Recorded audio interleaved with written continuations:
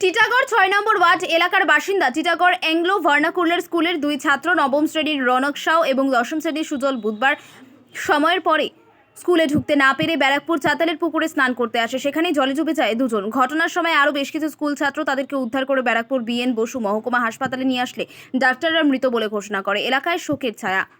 টিটাগড়ে দুটো বাচ্চা স্কুলে পড়াশোনা করতে গিয়েছিল, স্কুল থেকে হয়ে পুকুরে চান করতে চলে গেছে। সেখানেই চান করতে গিয়ে 5 জন গিয়েছিল, 2 জন নেমেছে পুকুরে, 3 জন নামেনি, ওই 2 জনই মারা গেছে। না না, স্কুল রানিং আছে, স্কুল ছেড়ে ওরা গিয়েছিল চান করতে। স্কুল চলাকালীন কিভাবে বেরোলো বাচ্চাদের? ঢোকেই নেই, স্কুলে ঢোকেই নেই, স্কুল ঢোকার আগেই চলে গেছে ওরা চান করতে। সকালবেলাই ওরা চান করতে চলে গেছে। এটা 9 ক্লাসে আছে, এটা 10 ক্লাসে আছে। স্কুলের নাম এগুলো ভার্নাকুলার হাই স্কুল।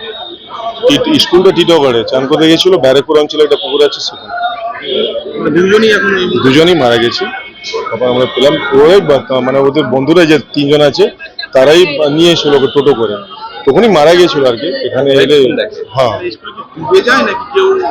ডুবেই গেছে। ওরা তো 5 জন গিয়েছিল, 2 জন নেমেছে, চান করতে গিয়ে ইয়ে হয়ে গেছে, ডুবে গেছে। তারা স্কুলে ঢোকেনি।